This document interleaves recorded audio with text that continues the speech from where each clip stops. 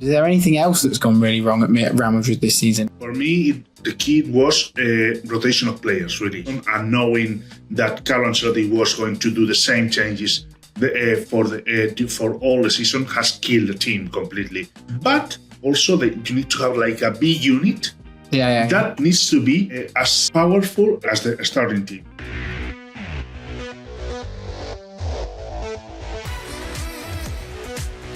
Hello and welcome back to the latest instalment of Clean Strike. I'm joined by Alejandro and Djibril once again. How are you both? I'm good. Well, waiting for this end of season, but good. Good. And I think the topic we're going to talk today is something that it concerns me in one or another way. Yes, definitely. Djibril, how are you? Yeah, I'm good. The sun is out, so yeah, I'm good. I'm definitely enjoying the sunshine. And yeah, awaiting winter, because I like winter in fall. So yeah, this is not really a time of the year I usually enjoy, but this time I'm enjoying it for some reason. So yeah, may the long continue. Yes, as Alejandro mentioned, this week we're going to be looking at Real Madrid.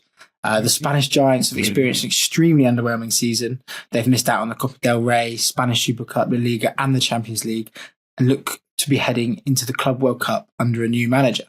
We're going to try and look at what's gone wrong, why it went wrong, and how they can fix it ahead of what looks to be a new era next season. So, Ali, why don't you kick us off with what exactly has gone wrong for Real Madrid this season from a Real Madrid perspective? Well, try to keep it short. To start this, let's call it like crisis meeting, because I suppose it's like we are doing a crisis meeting about Real Madrid.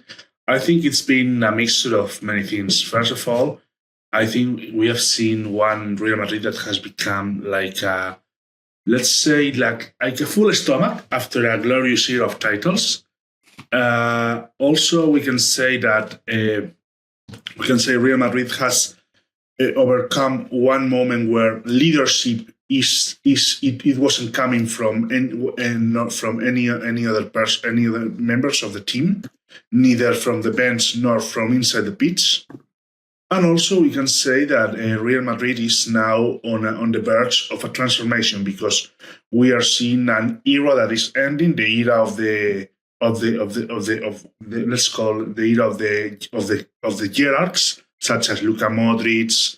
Well, Toni Kroos retired last year. Also, Dani Carvajal didn't perform this season properly. So it's the end of an era, and it's the time to start a new era, where players such as Vinicius, Jude Bellingham, even Mbappe, they need to take their place, but it didn't come yet. So that's why we are seeing this season that has become a failure for Real Madrid.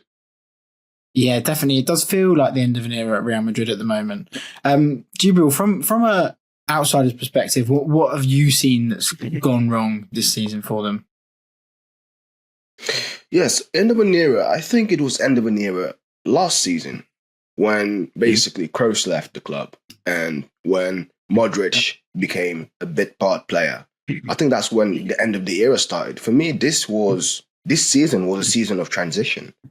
Basically finding a way to incorporate Mbappe into the squad, and finding a way to incorporate Endrick, Arda Güler, all those signings into the squad. So this was the start of an era, actually. It's the transition period we are in. Now, Real Madrid right now has to find a way to navigate this transition period, which for me is going to take 2 or 3 years. And it's going to require sacrifices. Yeah. What I mean by sacrifices is one of the star players is going to have to be let go. I don't know who, but if you look at the history of Real Madrid in the past 10, 20 years, there's always been a star player who's been sacrificed. I don't know if the word is too strong, but it certainly looked like it at times. So remember Mesut Ozil, how he left the club. Angel Di Maria, how he left the club. Robinho, how he left the club. Robinho, do you remember how he left the club? In acrimony. Didn't even know which club he was signing for. So Real Madrid has a history of letting star players go when there's a chemistry issue. And there's a clear chemistry issue. There's been a clear chemistry issue this season. So one of the star players is going to be let go. Throughout the course of the season, there was talk that maybe Rodrigo was going to get let go. Vinicius might be let go to Saudi Arabia. So there was a lot of talk throughout the season that one of the star players, especially in that front four, is going to be sacrificed for chemistry. Because the problem right now Real Madrid has, Mbappe and Vinicius, they play the same position. Yeah. Mbappe, and I'm speaking as someone who's been covering Mbappe since the start of his career. He's not going to accept playing as a central striker for his whole prime. His main position is the right wing. He's not going to accept playing, left wing. His main position is the left wing. He's not going to be accepting playing that position, central striker, for the whole of his career. So Mbappe and Vinicius play the same position. One of them is going to have to make way. And in my opinion, there's going to come a time when Real Madrid will decide that Vinicius and his antics and his histrionics are not worth the trouble, and they're going to sell him to the highest bidder. And it might be Saudi Arabia. And that's the premonition I have in this situation. So kind of looking at what both of you said, what's gone wrong is there's a bit of a chemistry issue, and it's a transition season. And as you said, Ali, there's no leadership, or there's not a huge amount. There's a bit of a hole there at the moment. Is that on the fault of Madrid? We're kind of looking at the why now, why it's gone wrong. What went wrong was the lack of leadership, but why has that happened? Why has that been allowed to happen over the last 3 or 4 years? Is that on Real Madrid? Is that on Ancelotti? Is that on the players? Do you have an answer for that, or is it very difficult to answer? It's a mixture of answers, because there is no one guilty. There is no one only guilty in this season of Real Madrid, because for sure we can say Ancelotti has burned the team for putting all the time the same players and trying to insist on playing with Lucas Vázquez and Fran Garcia on the sides of the defense. We can start saying this, but this is not the only thing. Because, for example, we saw that players like Arda Güler didn't play enough time, and when they played, they have become the difference for Real Madrid. We have said that the Real Madrid was lacking pieces on the defense, and they didn't bring any defense nor push any other defense but Raúl Asensio. We are commenting about the alternatives in attack.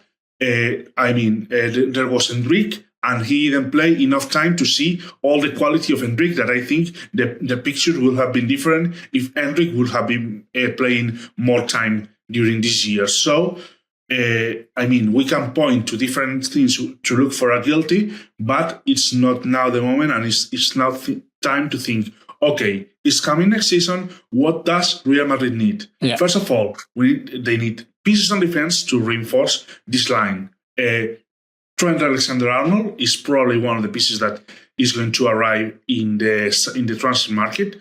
We don't know if he's going to arrive before the Club World Cup or after. We will see in the following days. Also, then they were discussing about another piece for the side of the defense. It was mentioned the name of Álvaro Carreras from Benfica, a Spanish player who was shining in Champions League. He did a wonderful job in Champions, defending Lamine Yamal, and also Man United. They want him back in Old Trafford.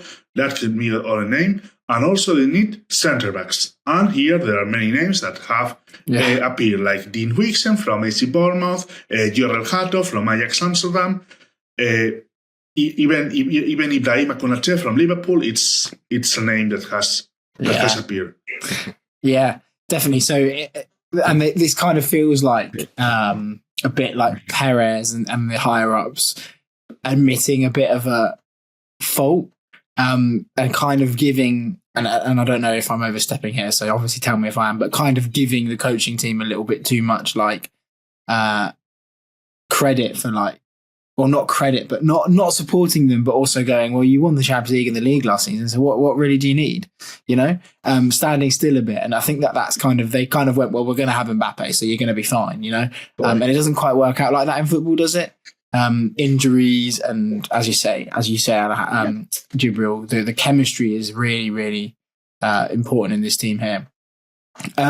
Why do you think that's not worked? Because on paper, I mean, Mbappe's not a central striker, but he can do a good job there. And on paper, that front four should just like click instantly, right?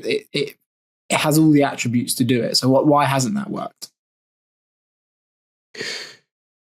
When you have two players in your starting lineup who don't press the way they should, who don't defend the way they should, who don't have the work rate of the other players, there's automatically an imbalance in your pressing schemes, in your defending schemes, in everything. And you have right now Vinicius and Mbappe who are afforded special privileges in terms of pressing and defending because they are the star players. And Rodrigo and Bellingham, if you see Bellingham, notice something. At the end of games, he's usually very gassed because he covers every blade of grass. Because some of the players in the front two don't actually press or don't press the way they should. Now Mbappe sometimes I'll admit that he has made huge strides in pressing because when he was at PSG there was zero pressing from him. So he has made improvements, but it's still not enough. And in the Champions League, it's something that you're going to be punished for if you have players in your squad who are basically letting others carry the load pressing wise. The other thing is, Vinicius, he had a down year. I thought this was the year Vinicius would basically go all guns blazing after losing the Ballon d'Or. He had a very disappointing return. I think he scored like 11 goals and 7 assists overall. So for me, that's not enough. That's a very disappointing return. And that's something, for me, next season is going to be critical in his Real Madrid career. Because Real Madrid is a club that values image above everything else. And if they notice, as I said earlier, that his antics and his behavior is not worth the trouble, they're going to move him on. Real Madrid is the most ruthless club in world football. If something doesn't work, they will move you on. And the other thing about chemistry I wanted to mention, the midfield. I'm not going to speak about Kroos again. I think I've been speaking about Kroos enough.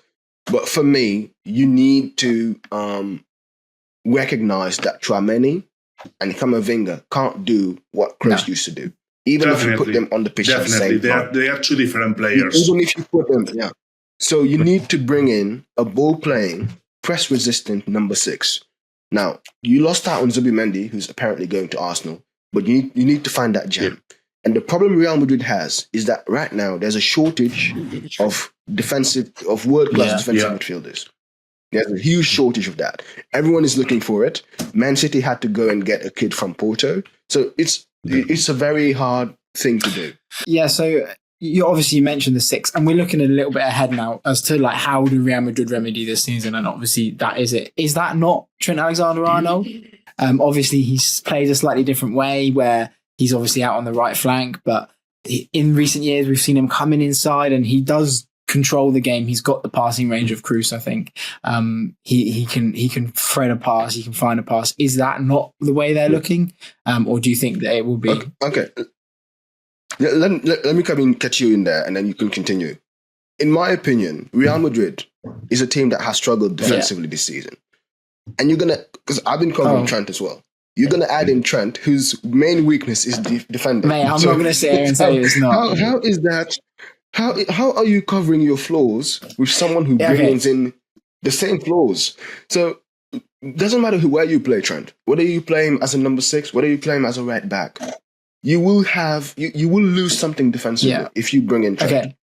That you will gain something offensively. Now, if your do is to win games 5-3 every night, or 6-4 or 6-2, bring in Trent because he's going to get you goals with his range of passing and his free kicks, all those things. But defensively, he can be very suspect. Now, he has made improvements in that regard as well. We have noticed that in the past 2 years, he's not become a huge liability on defense, but still, defending is his Achilles heel. So how are you going to deal with that? I would again. It looks like ahead to next season, maybe a little bit prematurely, but it looks like Xabi Alonso is coming in. And I would like to preface this with I do believe Ancelotti is a good manager, but I think that club football and elite club football is just not. It's just passing him by now. You look at like the Champions League and you look at games against Barcelona, it's like, right, we'll win one way. And if they don't win that way, they look really, really, really exposed. And I think that Xabi Alonso coming in with new ideas and stuff like that is going to kind of help that. It looks like he's going to go for a new left back as well. Not that Mendy's not good enough, but I've heard rumours that they're looking at players with one of the names thrown up, which was Hincapié. I think that's how you pronounce it, from Leverkusen, which would kind of allow a different build-up to occur. And it might allow Real Madrid to be a little bit more solid defensively from a counter-attack, which is where I thought against Arsenal and I thought against Barcelona at the weekend, they looked extremely vulnerable from those turnovers because all of a sudden there was all these players just completely out of position. And as you say, they don't want to work back and press. So just looking ahead to that. Hincapié? Yeah, it's one of them. That's the best you can do. It's one of the options Real Madrid is thinking for the defense, because the thing is that with Xabi Alonso, also one thing for sure is that Xabi Alonso will adapt to the ecosystem Real Madrid has, and he knows that. Yeah. But of course, during his era at Leverkusen, we have seen that he has played on a system that has become very successful for him. And for example, players like Piero Hincapié could be one of the players that can develop a good option for Real Madrid and become a decisive man when it comes to key moments. I'd also suggest looking internally in the squad as well. Alaba playing at left back when you attack and shifting into a back three would not be the end of the world. And obviously you mentioned Jarell Hato as well, and he's that kind of player who could be a wing back in the traditional sense, but he could also tuck into like that back three that we see Pep, and it was Klopp really trying to implement it last season at Liverpool where Robertson tucked in, but it didn't work as successfully as maybe it could have. But yeah, obviously there's some key issues. Is there anything else that's gone really wrong at Real Madrid this season? Is there anything that we haven't covered yet that maybe we're looking at? Alejandro, is there anything that you felt has gone significantly wrong that you want to raise and maybe people have overlooked? For me, the key was rotation of players, really. Rotation of players, using only 15 players among all the season, and knowing that Carlo Ancelotti was going to do the same changes for all the season has killed the team completely. And now that's why Xabi Alonso understands that for sure is necessary, and it's a must to have a recognizable starting 11 and have a team that can go up and develop a quality staff. But also you need to have like a B unit. Sorry for the term, but it's like this B unit that needs to be as powerful as the starting team. That's, I mean, if you remember on the last decade of Real Madrid, 2016-2017 season was, I think, one of the best. I mean, maybe the best one in that decade. Not only because Real Madrid won La Liga against this Messi, Suarez, and Neymar Barca, and not only because also they won Champions League against Juventus Turin, but also, if you remember, Zidane had a completely recognizable starting 11, and then a big unit with players such as Morata, Isco, that they were shining and contributing to the team whenever they arrive, whenever they play it. Yeah, obviously that is a big difference now, isn't it? The drop off feels quite significant from the first team to the reserve players or the fringe players. And as we just close up the episode, so it looks like at the time of recording nothing's confirmed. And it looks like Xabi Alonso will be the next manager of Real Madrid. And it looks like their first signing of the summer will be Trent Alexander-Arnold. Based on that, how much is Alonso going to have to sacrifice? Not sacrifice, but change his system to fit in with Real Madrid? Do you think he's going to come in and play the 3-4-3 that we've kind of seen him implement at Leverkusen? Or is he going to come in and try something completely different? He's going to adapt to what he has, really. Xabi Alonso is a coach that it's chameleonic. It's a coach that adapts to every kind of situation. And really, I think that in Real Madrid, it's not a team where the coach needs to have a recognizable system and a recognizable style of play. In Real Madrid, the only thing that matters at the end of the day is no matter if it's 1-0 or 5-0, no matter is you win, and if you win the Champions League, because that's the biggest goal of every season for Real Madrid. Djibril, do you share as a neutral? Do you share the same opinion as Ali? Playing with three defenders in La Liga is not going to be as valuable as playing with three defenders in the Bundesliga. For the simple reason that in the Bundesliga, teams don't sit as deep as the teams do in La Liga. So you can afford to have that overload in the midfield and that overload in defense to build up your attacks, because you know that there's going to be space there. But when you play against teams who play a low block, playing with three defenders, at some point you realize it's counterproductive. And I think at the start of his tenure, he's going to play with three defenders, but he's going to gradually shift to a system with two defenders. The other problem for that is that Real Madrid don't have a lot of defenders. So unless they recruit a lot of defenders, it's going to be problematic. One last point I want to touch on is Thibaut Courtois. In my opinion, this is going to be his last season as a world-class goalkeeper. I think his injuries are going to start catching up to him and age. He's 33 years old. He's going to be 34. So they're going to have to find a suitable goalkeeper for that. And they're going to have to find a way to keep Brahim Diaz happy, because he's been kept on the fringes. And one last thing I want to bring up is Real Madrid went from 1966 to 2002, I think, without winning the Champions League.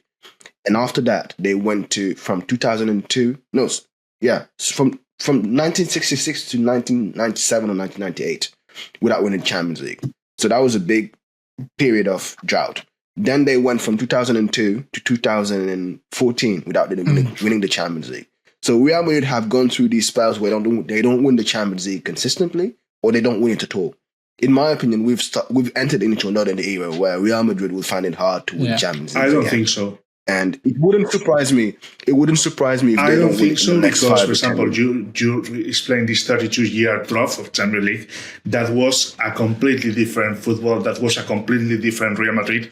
Also, it was historically, since Santiago Bernabeu died, Real Madrid went like looking for a figure that could lead the mass in Europe, and until Florentino Perez, they didn't find it. So So that's another kind of football. And also in that era from 2000 to 2014, it was also a convulsive era in the institutional part until Florentino Perez came back. And Perez was there. Really. So, also that shows you how Florentino Perez, how important it is for this team, because I remember Mourinho said once, Real Madrid could have better players, could have better coach, but there's something couldn't have better. A better president. I think that we're in an era of football that the last period there was a really big difference between elite clubs and like the next level of club, which was like it was Real Madrid, it was Barcelona, and like that. But I think that gap has closed. I think the Premier League, and I know that I've got a very blinkered view of the Premier League, but the quality of team in the Premier League is like better than I've ever seen. And I think that kind of translates throughout Europe, because you look at like Atletico, and they've obviously had a big fall off in the second half of the season. But I think they recruited really well in the summer. They went and got these Alvarez was a big signing, but they went and got like a slightly undesirable player in Gallagher, who was underappreciated in a fairly decent Premier League team. Sorloth, who obviously lit it up last season, and he's obviously still kind of carried on that form this season. I mean, Leverkusen competed very well in the Champions League, I believe. They got knocked out by Bayern, but Bayern are obviously an institution that got a wealth of unbelievable players. And I just think that gap is from the elite to the maybe not elite is a lot smaller than it has been in the last 20 years. And I think that maybe the only nation that's really lagging behind that, and it seems a bit unfair to say, is France. I can't see a Monaco or a Marseille, who are both qualified for the Champions League next season, really challenging the status quo in the same way that I can see a resurged Napoli under Conte doing it, or even Atlanta, who I'm surprised underperformed this year in the Champions League, that they still look like a threat, and if they get their recruitment right in the summer, are going to be a threat next season. To not just the Serie A title, to deep into the Champions League. And then you've got Arsenal. City won't have a fallow year again. Newcastle are a couple of players away from being a really, really elite side. And I just think that maybe that's going to spread the Champions League out, which wouldn't be a bad thing. Maybe it would for Real Madrid fans who want to win it all the time, but for the rest of football, it might be quite fun to see it spread. And that might be a completely bonkers view, but I just think that gap has closed enough for it to be a very competitive European, I don't know, market's not the right word, but, landscape maybe. But there we go. Yeah. Real Madrid, obviously, crisis meeting over, adjourned. Well, thank you very much for joining us, Alejandro and Djibril. We're looking forward to seeing what the Club World Cup is kind of got in store for them. That could be their only chance of, they're one of their only chances of silverware left this season, really. So, thank you very much for joining us. Let us know in the comments below what you think's gone wrong at Real Madrid, why it went wrong, and how you'd remedy it. Give us the top 3 players you think they need to sign to improve next season, whether that's under Xabi Alonso or not under Xabi Alonso, and we will see you next time. Thank you very much for joining us on this episode of Clean Strike.